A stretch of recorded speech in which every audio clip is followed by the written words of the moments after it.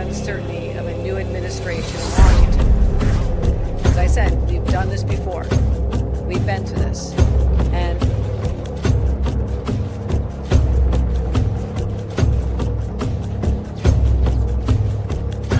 isn't necessarily the best place to start. In fact, I think our reverence for the truth might have become a bit of a distraction that is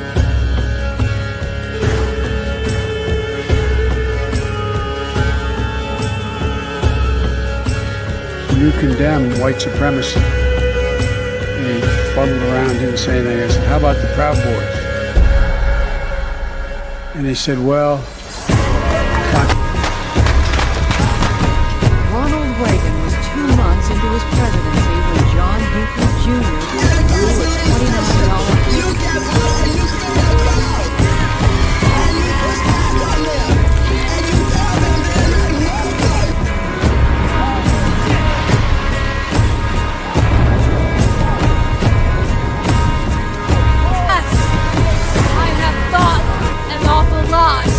about blowing up the White House.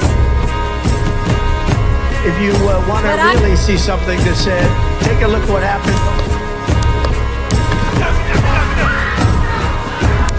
want to take this message to talk to your viewers real quick about the story, the conversation we need to have now. The BOP is wasting lots of tax dollars in frivolous spending, and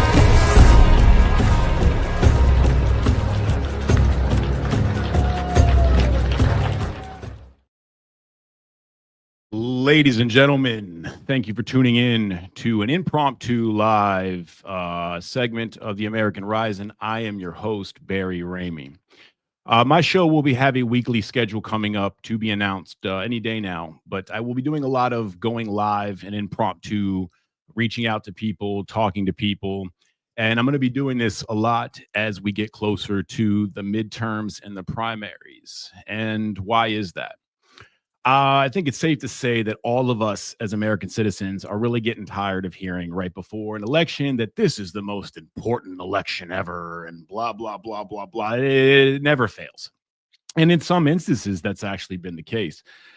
I think it's become so watered down that when we are faced with the primaries and the midterms coming up, that we are going to do what conservatives have notoriously done over time, and that is get complacent and not show up or get involved in our primary process. And there has never been a more important time to do so. And conservatives have a terrible track record. These liberal, communist, Marxist shitbags will walk on broken glass and lakes of fire to vote for whatever blue-haired, multicolored, tattooed, lip ring, vegan poetry book reading Marxist that wants to teach your kids transgender studies in the 3rd grade. They'll get up in a snowstorm at 4 a.m. to line the streets to vote for this person, while conservatives consistently fail on showing up. On November 5th, I recognize how amazing that was for Donald Trump to not only win the election, but win the popular vote and win the swing states. And why I think that is so amazing isn't the fact that he won. We knew that would, if left alone, that was going to happen. I think what, unbeknownst to some of us, we find it so incredible is that through the propaganda, through the media machine of the left that demonized this man, demonized his followers to the point of such serious degradation against them that people actually believed the fire for so long and the smoke that they put on us. And on November 5th, they saw past it. They saw through the witch hunts, the label of rapist, felon running for office. They saw through it. They saw through the facade that was January 6th, and they got up and they voted. Conservatives did not pull that off on November 5th. No, that was an American rising of the American people coming together, seeing through the manipulation and voting correctly. But ladies and gentlemen, the time for celebration is long past over. And I must think it's safe to assume that if you're taking time out of your day to watch somebody like me on a network like this, as underground as we are, I think it's safe to assume that you're pretty politically aware of what's going on in the situations we faced in this nation coming up. If Hakeem Jeffries becomes the Speaker of the House after these midterms, then this very short-lived euphoric high that we're on of seeing this America First agenda implemented in real time, it will all be short-lived and for nothing. And historically speaking, that's what's supposed to happen. We cannot allow this anymore. The reason I'm going live right now is because I had an interesting conversation with some Marxist trash bag on Facebook, and they informed me that Marxism is not being taught in our schools, and I wouldn't know what Marxism was if it hits me in the face. Okay, well, I spent 3 years in federal prison, and the only thing I did other than argue with my peers about politics was study Marxism, its history, its purpose, and what it's designed to do, and how that is implemented and shows up in American society today. So I'd like to think that I'm pretty well versed on the subject, and I'll let you, the listeners of my new show that looks to not only expose Marxism, but show how the American politicians that we elect are implementing it in their daily tasks at work, but also to show that there is an American rising happening, that American citizens across all demographics from every single community that the Marxist left has tried to separate by individualism and identity politics. They're all politics. They're all starting to come together now and realize that, well, even if they don't understand what Marxism is, they realize that it's being implemented, and that's what's fractalizing our society with identity politics. The trans community, the queer community, the black community, this community, LGBT elemental P community, the Hispanic community, the Mexican community, the Cuban community, all these different communities that they divide, because the minute that there is one American community, well, then the powers that be can no longer implement their nefarious agenda to collapse American society, to create a socialist, possibly even a communistic society. And one has to look no further than the Cloward-Piven strategy. A lot of people are unaware of what Cloward-Piven strategy is and who these people actually were, and how their work, their life work, which in their own words was very clear, to end American capitalism and implement a socialistic society here on American soil. They put together a strategic plan over time, how to infiltrate American culture, how to disintegrate it into a plateau of nothingness, and implement a socialist agenda.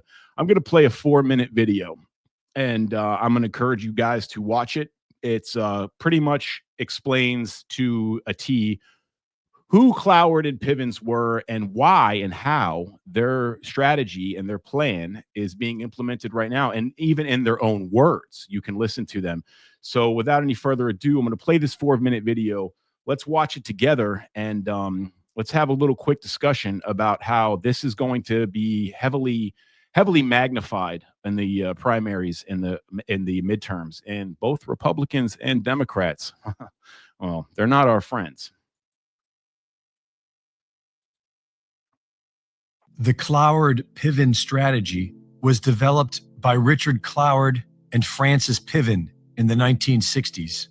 It outlines a strategy for radical social change by way of abusing the system to the point of destruction.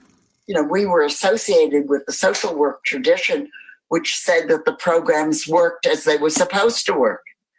But they didn't work as they were supposed to work.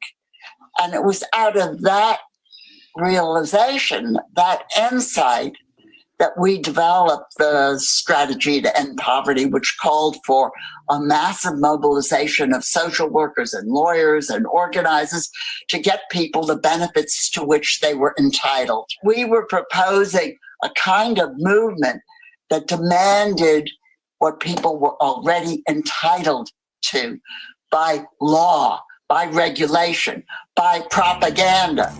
The primary goal of the Cloward-Piven strategy is to create a political and economic crisis that would destroy capitalism and lead to the implementation of a socialist system with a guaranteed income.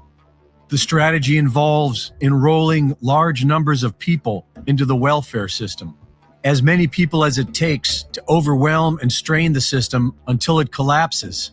Everyone enrolled into the welfare system is also used as an army to carry out the destruction of the current system. They are registered to vote and instructed on how to vote. They are organized and mobilized and made to appear as grassroots organizations demanding more from the system. The ideal outcome of the Cloward-Piven strategy is to collapse the current system. According to their theory, this will compel the government to implement a universal basic income, which would then shift the U.S. towards a more socialist system with increased government control over the economy. Everyone is being encouraged to do it. Burn it down is the new sexy ring.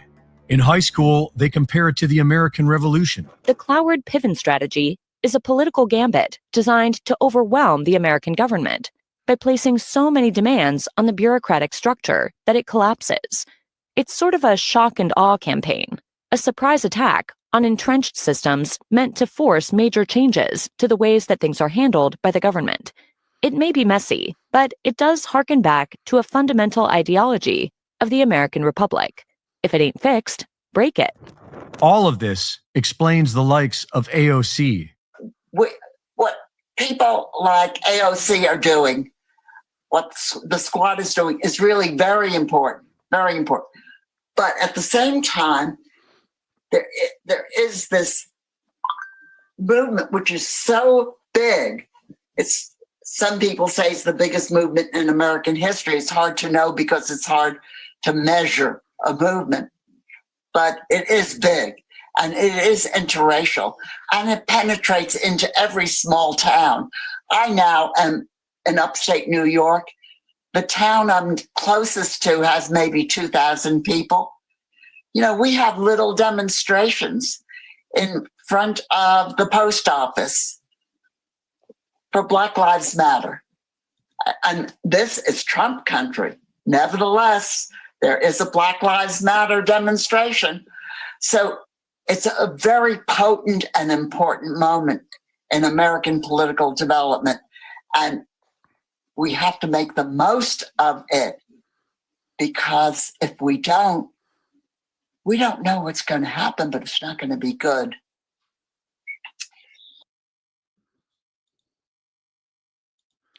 Think about what she is saying. We don't know what's going to happen, but it's not going to be good. She's talking about the American culture, the Constitution, being left in place to do what it has done so well for so many people for so long. That's what she's talking about. Now, the reason, again, as I brought this up, is I got into this debate and argument on social media. And this individual began to tell me that I wouldn't know what Marxism was if it hit me in the face, and that Marxism is 100% not being taught to our kids. I don't think there's a parent out there with more than 4 brain cells that are not playing freeze tag together inside their head. Sat and watched as a nation during COVID, when our kids were forced to do Zoom school and interact with their teachers and classmates over Zoom, that the parents were able to see just how corrupt and the garbage that was inserted into their kids' curriculum, and what they were actually teaching. Queer gender studies for 3rd graders, transgender studies for 3rd graders, the sexualized books that they were reading and having to do reports on was all brought to the light. This 100% is the implementation of Marxism in American society. Marxism really showed up here in America in 1933, when the Frankfurt University was forced to leave Russia after it was forced to leave Germany, and it embedded itself in Columbia University in New York. Under being able to utilize one of America's most prized possessions, and that's our First Amendment right. They were able to freely express their Marxist views and the desire to implement a communist nation here on American soil.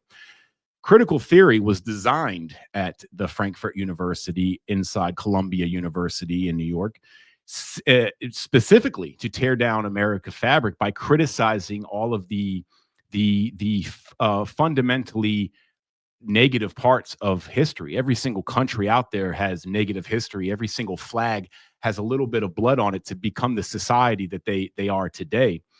But what critical theory was designed to do was to make you, the American citizen, start to focus and hyper focus on negative aspects of your society, your culture, and over time make you, the American citizen, forget about the good things, the wonderful things that America has accomplished, the gift America is to the entire world. They want you to forget about that, and the reason it is can be summarized pretty much like this. If I'm a Marxist communist trash bag piece of crap, right? And you and I, I'm your neighbor, whatever, and we've known each other for a while, and you start to date this really, really nice girl.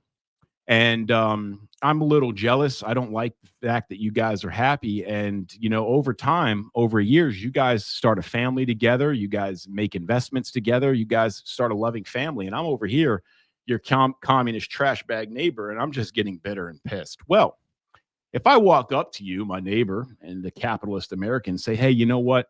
That girlfriend of yours, man, she's I don't really like her. Why don't we go set her on fire? I would hope you'd look at me and go, dude, you better get off my property or you're going to have some serious problems. And that's most likely what would happen.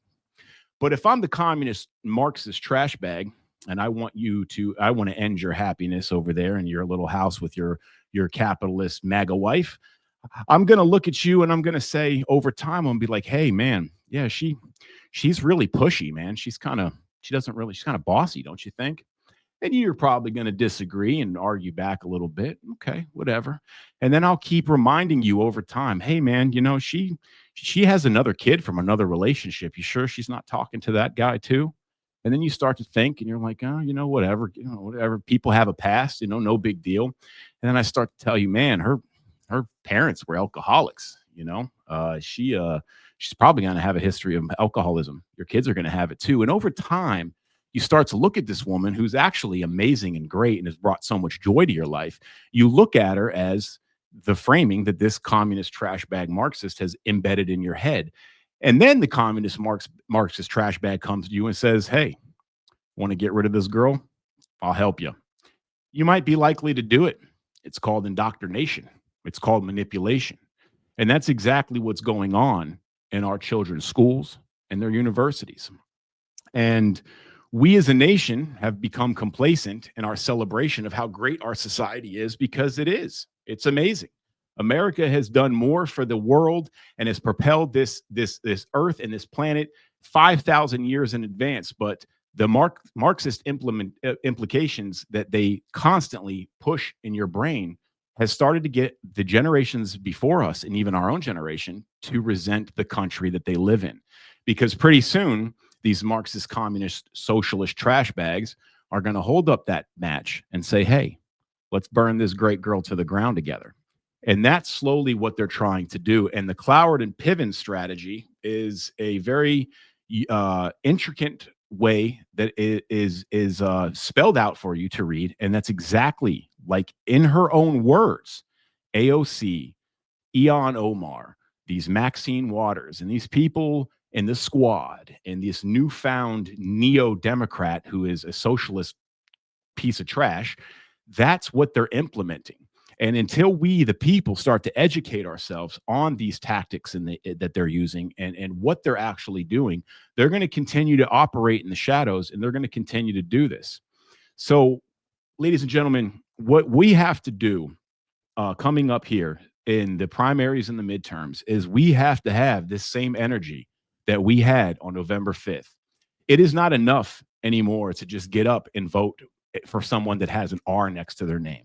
Do you know how many trash bag Republicans are in there right now that they don't even really get contested, because they show up every couple years, they make a commercial with them wrangling a cow in their cowboy boots and their belt buckles with a big AR-15 in their hands with a big American flag waving in the background. They look at you and they go, yeah, I'm an American, vote for me. And we get up and we do it. And these James Lankfords, these Mitch McConnells, these Lindsey Grahams that really don't care about you, that are so embedded with the machine and the swamp that Trump is trying to drain, we have opportunities that we miss every time we don't show up to the primaries. The school board elections are more important than anything, ladies and gentlemen. These are the people that are fighting to be able to teach your kids and implement curriculum that your kids are going to be exposed to at the most fundamentally important time in their life, when they are so easily manipulated and molded into the adults that they're going to come. This is when they've come for your kids. We need to be angry, and we need to be pissed, and we need to show up to these local elections and these school boards. We need to start getting involved in teaching ourselves and our neighbors the Marxist agenda that is being implemented in our children's brains and their curriculum, and we need to get up and fight against it. When is the last time you went to a school board meeting in your community, or even the one next to you? When is the last time you showed up and wanted to hear what somebody had to say who is running for a school board that is in your district? We don't show up, America, but the time has passed, and it is time that we show up. We get to these polls. We start getting active now, exposing these fake Republicans and these Marxist trash bags on the left, knowing who they are before they even think of filing paperwork to run. This is where we need to show up, and this is where we need to be as Americans, because right now in our country, there is an agenda to take over our culture and our society, and it is not a front. It is not a conspiracy. This is not about the fractalization of the white American, Black American, Hispanic American. No, this is about all those Americans that showed up on November 5th and said no more. I'm talking to you. You need to get involved, and you need to recognize that if we do not show up to these primaries and midterms, and we do not keep the House and the Senate, which we are very likely to lose, then we are going to see a complete halt in these deportations and the America First agenda. We're going to see a halt for Doge. We're going to watch impeachment tactic after impeachment tactic, and all of these things that they do to disrupt the system to try to implement their socialist agenda will continue. So, ladies and gentlemen, we need to be the nail in the coffin. We need to show up through these primaries, support your brothers and sisters, get online and expose who these fake politicians in your city council are, who are in your school board, these judges. And as American citizens, for the America First agenda, we need to get together and push forward, because this country is worth the fight. And make no mistake about it, we are under attack. Thank you for tuning into the live rant. You see the social medias down there. We are going to be silenced. We are going to be shut down. And the only way we will keep coming back and keep speaking up is if you guys support us. So please, Rumble, Getter, YouTube, Facebook, @American Rising. Give me a follow. We are not going to be silenced, because we love this country. And I don't care what color you are, what race you are, what religion you are. If you're a Marxist, I fucking hate you equally. God bless you all. God bless the United States of America. Follow the social media handles. Can't do it without you. Take it easy. Never take a knee to communism.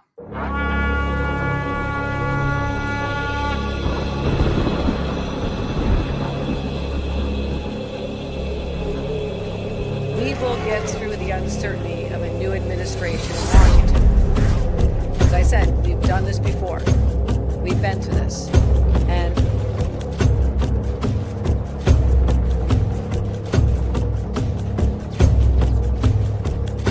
Isn't necessarily the best place to start. In fact, I think our reverence for the truth might have become a bit of a distraction that is.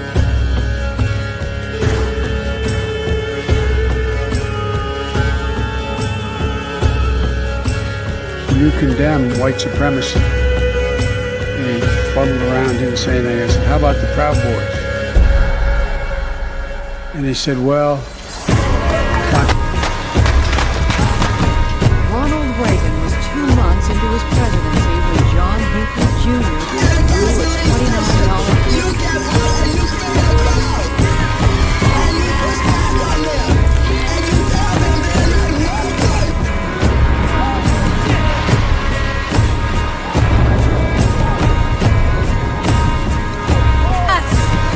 I have thought an awful lot.